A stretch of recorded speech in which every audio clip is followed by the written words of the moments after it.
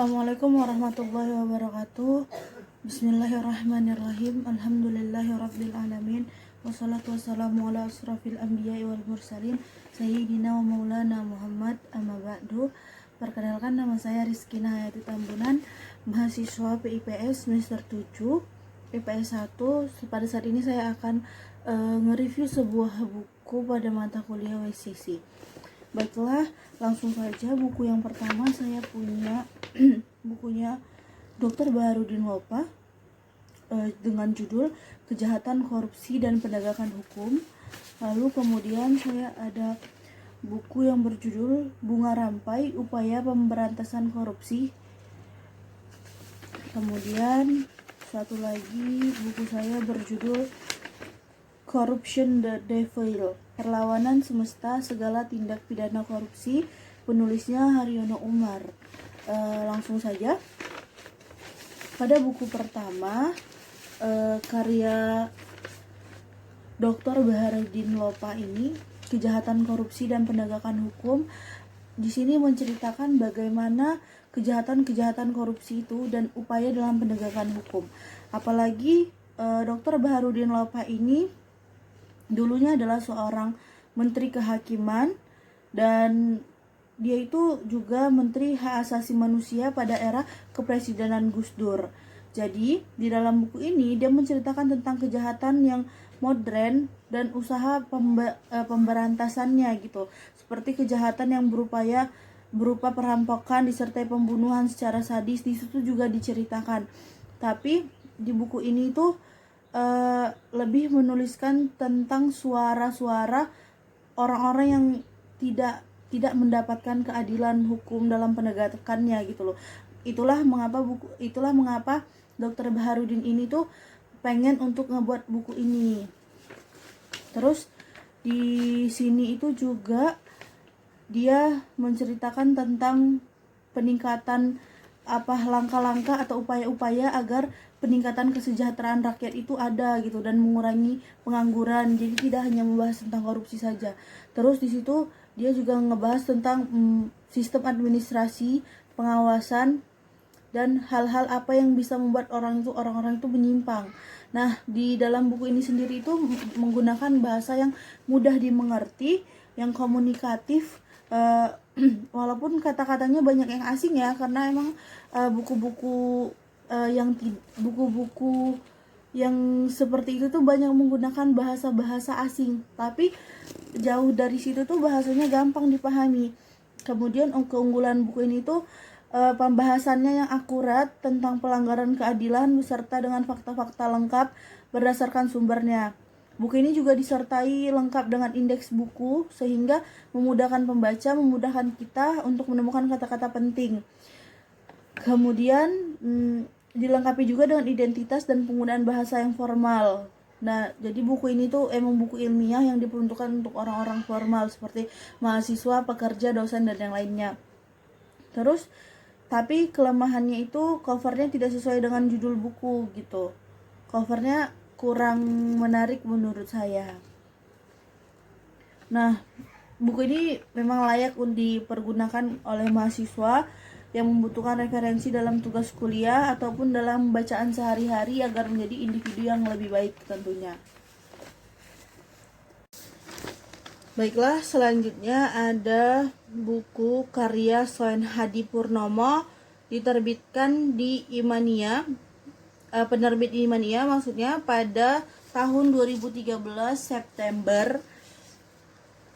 Soen Hadipurnomo ini dulunya sebelum menulis buku yang berjudul Bunga Rampai, maksudnya buku Bunga Rampai yang berjudul Berani Korupsi Itu Memalukan, beliau ini adalah seorang kepala pusat pendidikan, pelatihan dan penyuluhan kelautan dan perikanan serta kepala pusat data statistik dan informasi Kementerian Kelautan dan Perikanan. Jadi penulis ini juga dikenal aktif dalam berbagai organisasi, antara lain mendirikan koperasi, terus mendirikan forum pesantren dan yang lainnya. Artinya sebelum jadi penulis, beliau adalah orang petinggi negara ini. Nah, di dalam buku ini beliau menuliskan dan memberikan integritas tentang opini-opini kelautan, opini-opini korupsi juga. Nah, kemudian trilogi penulisan yang disampaikan dalam buku ini mengutarakan tentang filosofi, masalah dan solusi negeri kelautan dan upaya pemberantasan korupsi. Bahasan korupsi yang diungkapkan berbagai pihak secara kritis disebabkan oleh korupsi itu telah merambah ke segala lini, sehingga dianggap sebagai kejahatan luar biasa. Beliau juga menuliskan itu di dalam bukunya. Artinya, beliau ini seorang petinggi negara dan Menteri Perikanan pada masanya. Beliau juga suka karya sastra. Jadi karena Bunga Rampai ini adalah sebuah karya sastra, jadi dia di buku ini dia itu menuliskan tentang korupsi tapi dibarengin sama sastra gitu. Di bagian pertama dalam buku yang tebalnya 393 halaman ini, bagian pertama dalam bukunya itu bersih tentang opini, yaitu opini kelautan dan perikanan, karena beliau tadi fokusnya pada Menteri Perikanan dan Kelautan. Kemudian kedua ada opini korupsi, kemudian ada opini kehidupan. Opini penulis kaya akan data. Jadi opini mereka, opininya si Soen itu tuh kaya dengan data, tidak hanya sebatas opini, tapi dia juga meletakkan data-data. Sebagaimana opininya mengenai dimensi ekonomi tentang negara ini. Salah satu opininya itu bunyinya seperti ini, saya kutip: oleh karenanya, kebijakan nasional yang ditetapkan harus menunjukkan adanya keberpihakan negara atau affirmative action bagi masyarakat di pulau-pulau Nusantara, karena negara dengan 3.446 pulau ini merupakan realitas yang unik, maka kebijakan, program, dan kegiatan yang harus dilakukan harus bersifat luar biasa. Kemudian data BPS tahun 2010 menunjukkan dari 10.639 desa pesisir terdapat 7.879 rumah tangga miskin. Ini berarti setara dengan 13,55% angkatan nasional, termasuk diantaranya itu 2.132 rumah tangga nelayan gitu. Jadi beliau memaparkan opini-opini tentang kenapa nelayan-nelayan itu bisa miskin gitu. Kenapa? Karena adanya korupsi. Nah, beliau juga memaparkan tentang panjang pantai di Nusantara, terus dari sepanjang pantai itu harusnya memiliki manfaat-manfaat yang begini dan begitu. Beliau menuliskannya di dalam itu.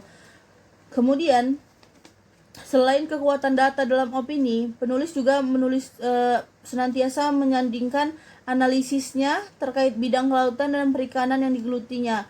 Tak lupa juga kalimat-kalimat pertanyaan yang diutarakan dalam opini tersebut membuat kita menyimak dan memikirkannya gitu. Jadi tidak hanya membaca, tapi ada di situ beliau meletakkan tanda-tanda tanya. Nah, kemudian dalam memaparkan analisis, tak lupa pemikiran filosofis penulis bermain, karena memang beliau suka sastra. Dan pesan moral dalam pepatah-pepatah populer mengalir gitu. Artinya di dalam buku itu penulis meletakkan kata-kata populer, yang salah satu kata-kata populernya itu adalah it is nice to be important people, but if important to be nice people, yang kira-kira artinya jadi baik jadi orang penting, tapi lebih penting jadi orang baik, begitulah kira-kira. Nah, kemudian kan di bagian kedua buku ini meletakkan tentang surat pembaca, salah satunya berjudul Menunggu Gerakan Anti Korupsi. Di dalamnya membahas tentang gerakan anti korupsi yang segenap pihak harus bergerak serempak melakukan berbagai extraordinary action dalam satu gerakan yang paling tidak memiliki 5 agenda gitu loh. Yang pertama itu adalah perubahan sistem politik berbiaya tinggi. Yang kedua, penerapan hukum yang membuat jera. Yang ketiga, penaikan gaji pegawai negeri. Yang keempat, sentuhan aspek moral. Yang kelima, kampanye. Bagian ketiga buku ini berisi kumpulan puisi. yang terdiri dari puisi kelautan dan perikanan, puisi korupsi, dan puisi kehidupan. Kumpulan puisi telah menutup rangkuman segenap pengalaman penulis, dan kekuatan pemikirannya tadi tentang korupsi dan perikanan itu ditutup dengan kumpulan puisinya dia. Nah, jadi menurut saya buku Bunga Rampai ini menarik untuk dibaca dan disimak, juga penting sih untuk kita mengetahui luasnya laut ini, dan potensi apa yang sebenarnya dimiliki laut kita, yang ternyata kita bisa kaya hanya dengan laut kita gitu. Seperti yang kita ketahui sendiri, Indonesia itu kan luasnya itu hampir seluruhnya ke lautan gitu. Nah, jadi apa sih yang bisa kita ambil dari laut itu gitu. Kemudian juga saya merasa bahwa tidak selamanya karya sastra itu menceritakan tentang keromantisan belaka. Buktinya Bapak Soen ini bisa menggabungkan antara karya sastra kumpulan puisi dengan opini-opini kelautannya dia, pun opini-opini tentang korupsi itu. Sehingga saya sebagai seseorang yang menyukai sastra, saya tertarik bagaimana sih caranya Bapak ini bisa mengerjakan dan menggabungkan hal-hal demikian. Jadi saya pikir buku ini sangat cocok untuk dibaca kepada mahasiswa-mahasiswa yang suka sastra pun sekaligus ingin mendapatkan ilmu tentang anti korupsi dan perikanan dan kelautan. Baiklah, terakhir saya punya buku Corruption the Devil, Perlawanan Semesta, Segala Tindakan Pidana Korupsi. Buku ini ditulis oleh Haryono Umar dengan tebal halaman 600 dan diterbitin oleh Universitas Trisakti. Di dalam buku ini, pertama-tama si penulis itu menceritakan tentang kronologi Indonesia gitu loh, bahwa Indonesia ini merupakan sebuah negara dengan banyak kelebihan, baik dari sumber daya alamnya yang melimpah, kemudian posisinya yang strategis di garis khatulistiwa, dan keberagaman budayanya, sejarahnya, dan jumlah penduduk yang cukup besar di dunia. Sudah selayaknya Indonesia menjadi negara besar dan bermartabat. Tapi tidak begitu kenyataannya gitu loh. Apalagi Tuhan itu tuh udah ngebuat Indonesia menjadi tanah yang kalau kata lagu apapun yang ditanam pasti tumbuh subur gitu loh. Tapi malah kenyataannya di Indonesia itu tuh berbanding kebalik. Artinya seperti itu.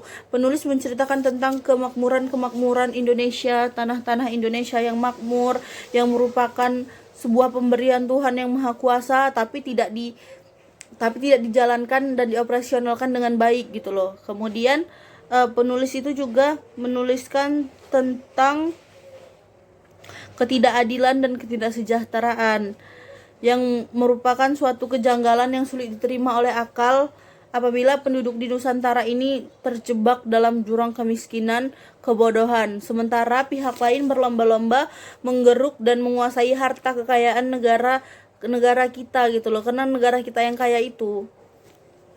Kemudian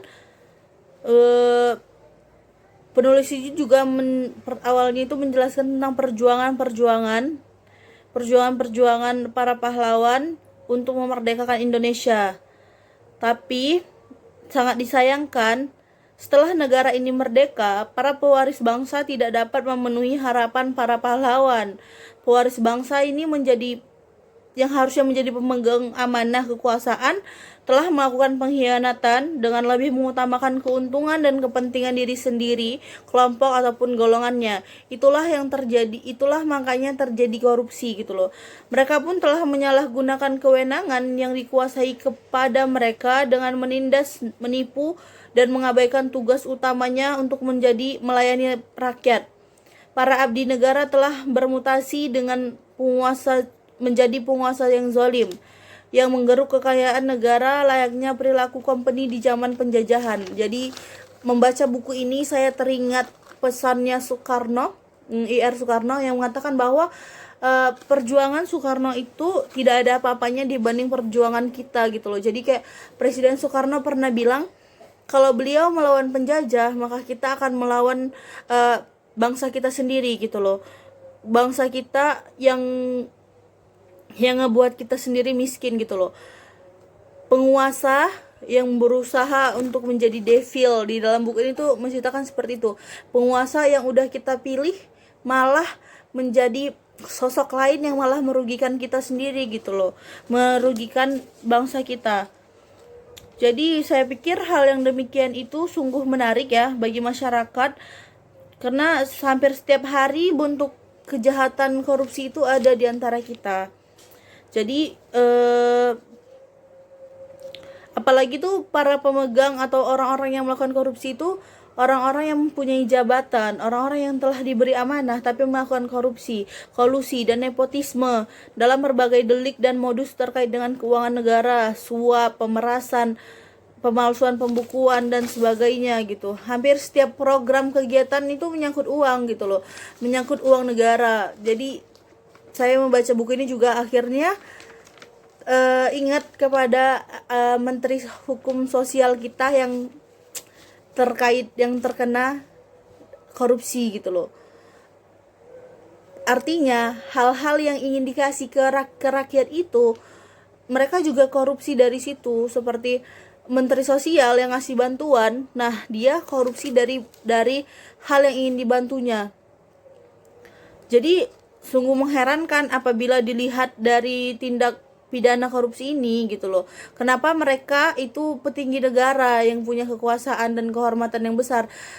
Jadi penulis itu mengherankan kenapa yang melakukan korupsi itu mereka gitu loh. Nah, dia juga menjelaskan bahwa korupsi itu sudah merusak hampir semua sektor kehidupan masyarakat, mulai dari ekonomi, sosial, budaya, sampai membahayakan keberlangsungan negara kesatuan Republik Indonesia dari berbagai penyebab seperti kesempatan, tekanan, pembenaran, dan kemampuan.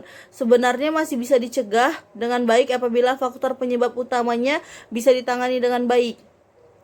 Faktor penyebab utama perilaku korupsi di Indonesia adalah hancurnya integritas para pelaku korupsi baik di kalangan pemimpin pemerintah, yaitu menteri, gubernur, bupati, wali kota, pejabat eselon 1, 2, dan direksi BUMN, anggota DPR atau DPRD, para penegak hukum, hakim, jaksa, polisi, pengacara, dan yang lainnya maupun kalangan pengusaha telah terjebak dalam suatu kondisi yang menyebabkan mereka kehilangan integritas di saat menjalankan tugas. Jadi menurut si penulis, kenapa bisa terjadinya korupsi di Indonesia? Karena mereka itu tadi tuh kehilangan integritasnya di dalam bekerja. Jadi buku yang berjudul Corruption the Devil ini itu menceritakan hal-hal yang ngebuat orang-orang itu jadi korupsi. Jadi ini tuh sebagai sumbangsi melawan tindakan kejahatan korupsi. Buku ini juga menguraikan penyebab korupsi disertai contoh konkret berbagai kasus korupsi yang terkait. Jadi penulis itu berharap dengan buku ini dapat pembaca itu dapat menelaah bahwa korupsi itu tuh sebuah hal yang memalukan, sehingga bisa menyelamatkan kita dan NKRI ini. Saya pikir itu yang dapat saya simpulkan setelah membaca ketiga buku tadi. Lebih dan kurang saya mohon maaf. Kepada Allah saya mohon ampun. Wabillahi taufiq wal hidayah, waridho wal inayah. Wassalamualaikum warahmatullahi wabarakatuh.